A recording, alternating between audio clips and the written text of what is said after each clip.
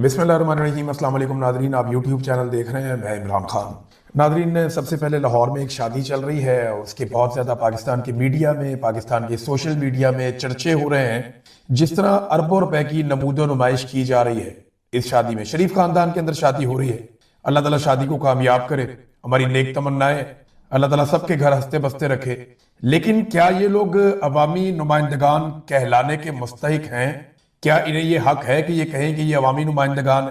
यानी अरबों रुपए की नमूदो नुमाइश एक ऐसे मुल्क के हुक्मरानों के घर की शादी में हो रही है जिस मुल्क के लोग भूखे हैं, जिस मुल्क के लोग बेरोजगार हैं, जिस मुल्क के लोग कश्तियों के अंदर मारे जा रहे हैं, जिस मुल्क के अंदर मिलिट्री ऑपरेशंस चल रहे हैं, जिस मुल्क में वसाइल के कब्जे की एक जंग लगी हुई है, जहां आधे पाकिस्तानी, उस मुल्क के आधे बाशिंदे वो गुर्बत की लकीर से नीचे जा चुके हैं, जहां बेरोजगारी के नए रिकॉर्ड बन रहे हैं, जहां महंगाई का तूफान आया हुआ है।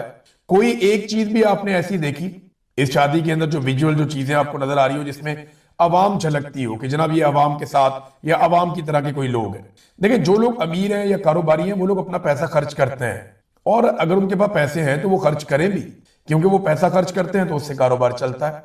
जो अमीर लोग होते हैं वो ये कर सकते हैं, जिन्होंने ये पैसा खुद बनाया है। लेकिन जो लोग अवामी नुमाइंदे होने का दावा करते हैं कि हम अवाम के नुमाइंदे हैं, क्या उन्हें ये चीज जेब देती है या उन्हें ये चीज करनी चाहिए?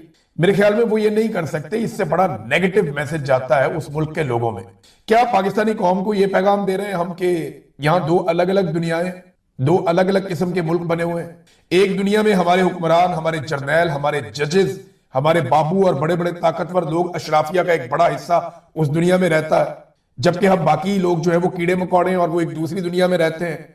एक दुनिया में खुशहाली है, दौलत की चकाचौंध है, चमकते हुए चेहरे हैं और महंगे तरीन लिबास है और आसाइशों की भरमार है, और दूसरी दुनिया में तकलीफ है, दर्द है, बीमारी है, मजबूरी है, बेबसी है, चंद नवालों के लिए भी जिद्दोजहद। ये दो अलग अलग दुनिया है। अपनी मेहनत से मकाम पाना, अपने लिए, अपने खानदान के लिए आसानियां पैदा करना, ये सबका हक है, सबको ये करना चाहिए। लेकिन अगर आप खुद को अवामी नुमाइंदा कहते हैं कि हम अवाम के लिए, हमारा दिल धड़कता है, हम अवाम के नुमाइंदे हैं, तो फिर आपको ऐसा नहीं दिखना चाहिए जो कुछ हम ये देख रहे हैं। यानी दुनिया भर के मीडिया बता रहा है कि पता नहीं फलाने फलाने मुल्क से लिबास आए हुए हैं, फलाने फलाने मुल्क से जेवरात आए हुए हैं, फलानी फलानी जगह से जो है ये चीजें लाई गई हैं, बेहतरीन दुनिया के म्यूजिशियन जो हैं वो यहाँ पे ऑर्केस्ट्रा बजाएंगे। यानी करोड़ों रुपया इन चीजों के ऊपर इन्होंने अयाशी पे खर्च कर दिया पकड़ के। और ये सारा कुछ डिजाइनर मलबूसात, ये जेवरात, ये सारा कुछ उस वक्त हो रहा है जब वादिये तीरा के लोग बेयारो मददगार बर्फ के नीचे पड़े, जब जमा देने वाली सर्दी में उनके बच्चे, उनकी खवातीन और उनके बुजुर्ग जो है वो सड़कों के ऊपर बेयारो मददगार है। ये उस वक्त हो रहा है जब उनका ख्याल रखने वाला कोई नहीं है। कितने लोग भूखे हैं, कितने लोग बीमार हैं, कितने लोग मजबूर हैं, कितने बच्चे स्कूलों से बाहर हैं। हुक्मरानों को क्या ये चीजें जेब देती हैं? जेब नहीं देती। कराची में गवर्नर नाच रहा था, मैं बहुत हैरान हो रहा था कि क्या इसको नाचना जेब देता है? पाकिस्तान में स्कूलों की सबसे बदतरीन सूरत सिंध के अंदर है और गवर्नर नाच रहा था। जब हुक्मरानों में और अवाम के अंदर इतना बड़ा डिस्टेंस क्रिएट हो जाए, इतना ज्यादा फासला बढ़ जाए, तो फिर यह नतीजा निकलता है कि लोग बदजन हो जाते हैं। फिर आपको यह करना पड़ता है, इस उम्र के लोगों को निकाल दो इलेक्शन में से, इस उम्र के लोगों का वोट का हक ले लो, फिर हम ये भी कर देंगे, वो भी कर देंगे, फस्तायत, जुल्म, जबर, और एंड में निकलता क्या है? फॉर्म 47। देखिए, एक तरफ अशराफिया की बेटी हैं, बहुत सारी बेटियां हमने देखी, अशराफिया की बेटियां, शादी चल रही है जी कमाल किस्म, महंगे तरीन मलबूसात हैं, खुशबुओं का एक जहान आबाद है वहां। और एक तरफ उसी शहर में, लाहौर में, एक रिक्शे वाले की 4 बेटियां। कहानी याद है ना आपको? पुलिस उसके घर में आती है, उसे आकर कहती है चल भाई तू पीटीआई का है। वो कहता है भाई कोई वीडियो दिखाओ, कोई चीज दिखाओ, मैं पीटीआई का हूं, तो मुझे कुछ साबित तो करो कि पीटीआई का हूं। और क्या पीटीआई का होना कोई इतना बड़ा जुर्म है कि तुम घर जाओगे और घर के अंदर घुस के एक रिक्शा ड्राइवर को, शरीफ आदमी को उठाकर घसीट कर ले जाओगे? पुलिस ने उसे घसीटना शुरू किया, उसके साथ जुल्म शुरू किया। उसकी 3 बेटियां उसके साथ लिपट गई। वो बड़ी थी, उन्होंने कहा जी हम अपने बाप को नहीं जाने देंगे, आप हमारे बाप को ले जाओगे, ज्यादती करोगे, आप इसको जेल में बंद करोगे, हम अपने बाप को नहीं जाने देंगी। वहां लड़ाई शुरू हो जाती है। वो बेटियां रोक रही हैं, अपने बाप के साथ लिपट गई हैं, पुलिस वाले बाप को गिरबान से पकड़ के घसीट रहे हैं। यहां से कमर से जो ये बेल्ट वाला जो एरिया होता है ना, नाले वाला, यहां से पकड़ते हैं पुलिस, उसे घसीट रहे हैं, बाहर निकाल रहे हैं। जब बात नहीं बन रही थी तो जो छोटी बेटी है उसके सर पे पुलिस वाला पिस्तौल रखता है, छोटी बेटी के सर पे बंदूक रख के पुलिस कहती है कि जाता या नहीं जाता हमारे साथ। तो वहां वो आदमी हिम्मत हार जाता है, वो कहता है चलो। उनके साथ जाकर गाड़ी में बैठता है, अपनी बेटियों को तसल्ली देता है कि मैं आता हूं, और जब वो गाड़ी में बैठ के पुलिस के साथ जा रहा था, इतना दिल बर्दाश्त हुआ कि उसे हार्ट अटैक आ गया। उसकी आंखों के सामने से मंजर नहीं जा रहा था, उसकी बेटी के सर पे पिस्तौल रखा हुआ है एक ऐसे आदमी ने जिसे इससे पहले वो जानता भी नहीं था, और रियासत ने, ये पिस्तौल का मालिक भी वो रिक्शे वाला, और वो गाड़ी के अंदर उसको हार्ट अटैक आया, वो मर गया। तो पुलिस ने उनको आगाह किया कि आके अपने बाप की लाश ले जाओ। एक तरफ वो रिक्शे वाले की 4 बेटियां, एक तरफ यहां अशराफिया की बच्चियां। आप देखें, खुशबुओं का एक जहान आबाद है, दुनिया के महंगे तरीन डिजाइनर मलबूसात हैं। ये 2 अलग अलग दुनिया नादरी, और यही नफरत को जन्म देती। दुनिया का कोई भी मुहज्जब मुल्क होता ना, या कोई मुहज्जब कौम होती, मैं पाकिस्तानियों से बिल्कुल मायूस नहीं हूं, लेकिन इमरान खान ने भी ये बात की थी, मुझे मजबूरन ये बात दोबारा कहनी पड़ेगी कि पाकिस्तानियों आप लोग बहुत सुस्त हो, आपको जगाने में बहुत टाइम लग जाता है, आप लोगों को बात समझ नहीं आती, आपके साथ भी ये रिक्शे वाले वाला सलूक होगा।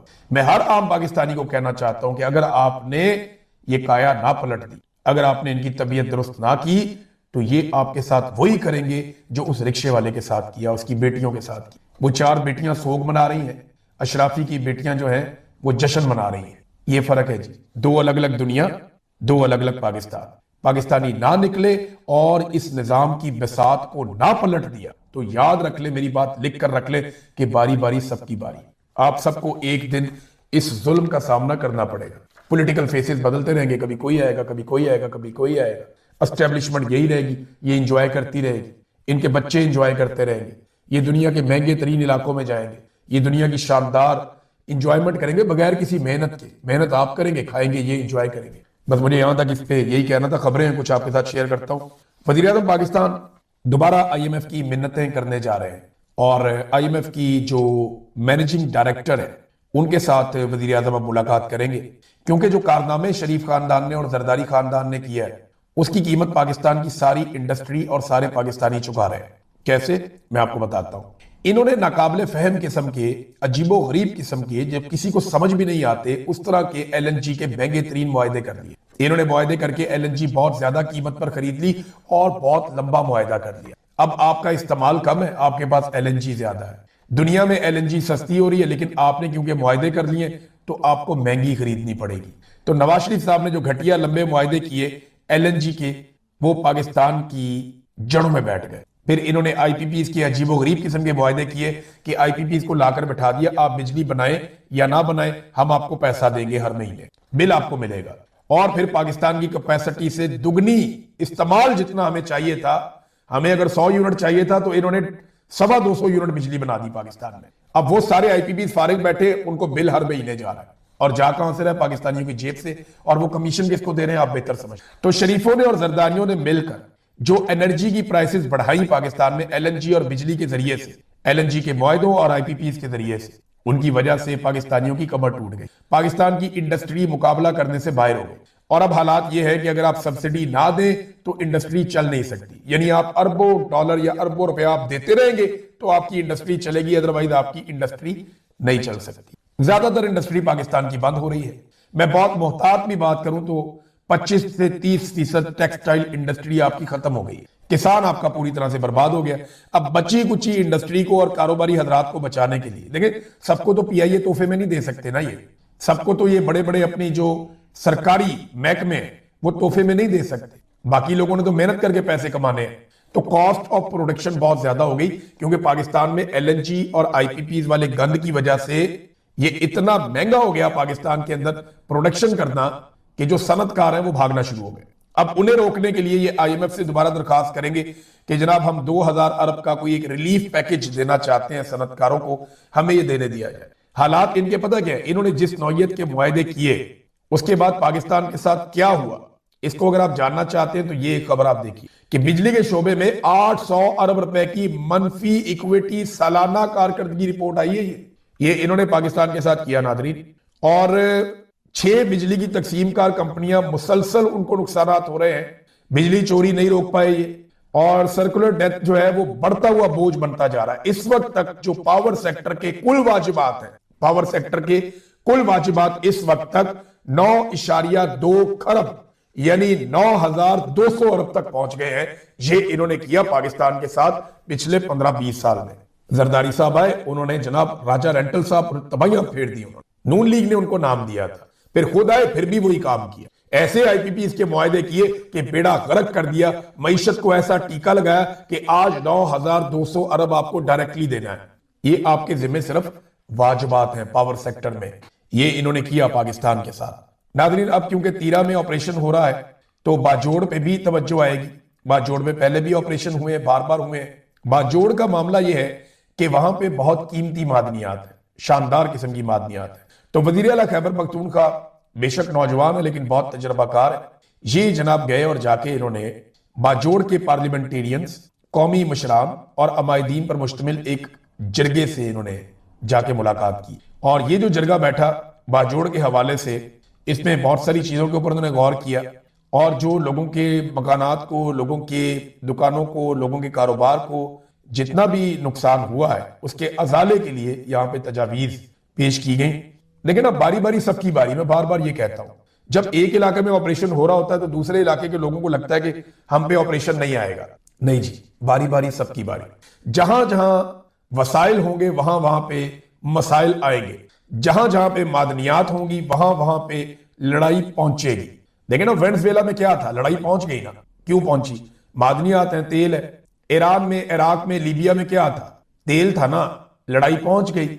इसी तरह दुनिया में जहां जहां पे वसाइल है वहां पे मसाइल खुद ही पहुंचेंगे और यही तरीकाकार है, यही तरीका वारदात है। अब देखें ना, यहां पे ग्रीनलैंड के अंदर इस वक्त एक फड्डा पड़ा हुआ है बेहतरीन दोस्तों के अंदर। ये वो ममालिक हैं जो नेटो के अंदर एक शानदार इत्तेहाद के अंदर रहे।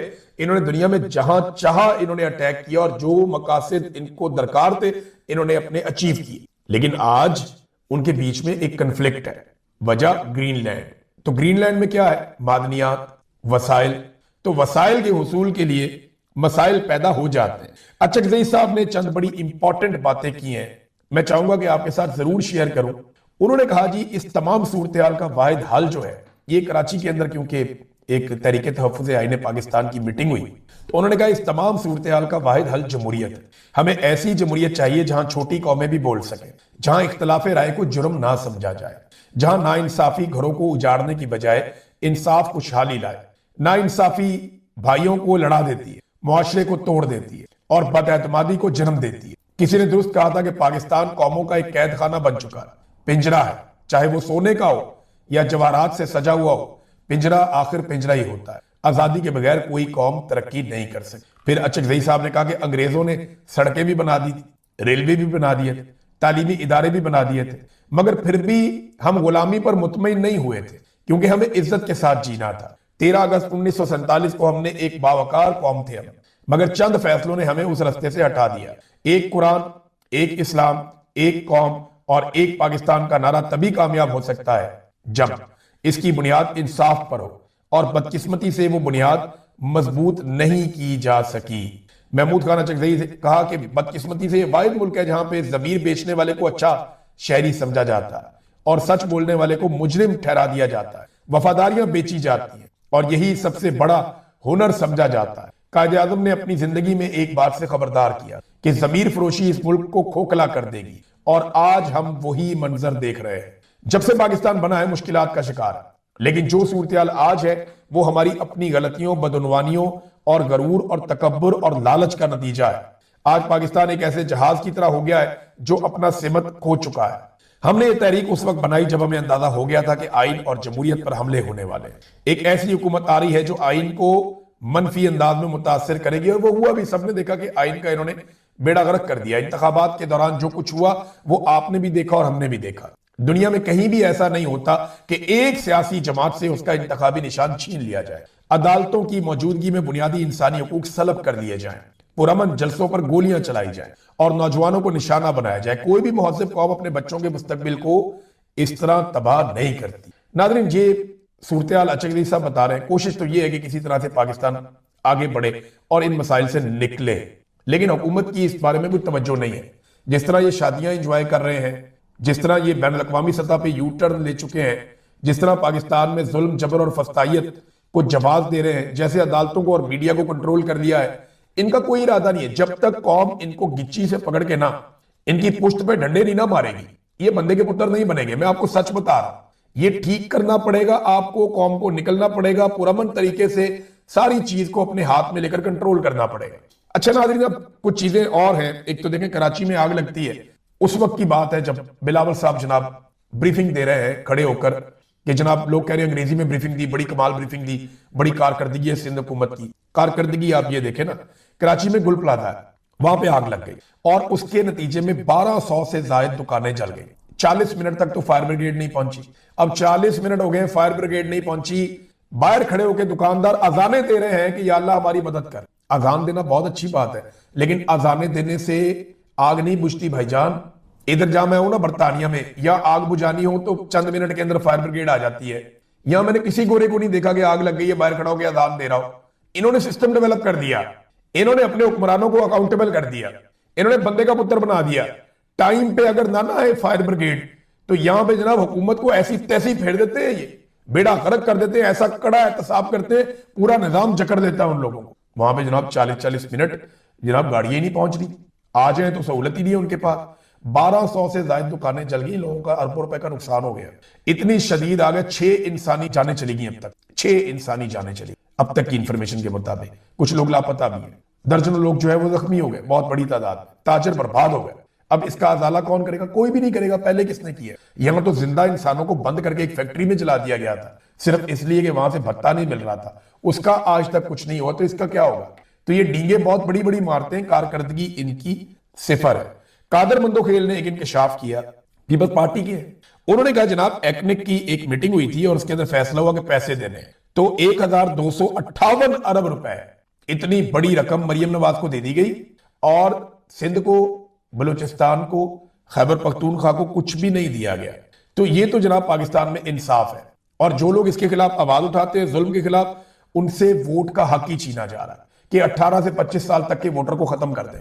ये कितना फर्क पड़ेगा मैं आपको बताता हूं। पाकिस्तान में इस वक्त लगभग 13.5 करोड़ से ज्यादा वोटर्स हैं, 13.5 करोड़ से ज्यादा वोटर्स हैं पाकिस्तान में इस वक्त। उनमें से ये जो 18 से 25 साल तक की उम्र के हैं, ये 2.5 करोड़ है, तो बाकी बच जाएंगे 11 करोड़। और 18 से 45 साल तक की उम्र के जो वोटर्स हैं वो 8 करोड़ 70 लाख हैं। अगर 18 से 25 वाले आप निकाल देते हैं तो 25 से 45 तक वाले जो वोटर्स आपके पास बाकी बचते हैं, वो आपके लगभग बचेंगे कोई 6.5 करोड़ वोटर आपका बाकी बचेगा। 11 में से 6.5 करोड़ बचेगा ही नहीं। फिर भी 60% वोटर ये होगा जो 45 साल से कम उम्र का होगा। तो जब तक आप 45 साल तक के सारे वोटर फारिग नहीं कर देते ना, तब तक आपकी इमरान खान से जान नहीं छूटी, क्योंकि जो 45 साल से ऊपर वाले बाकी वोटर बच जाएंगे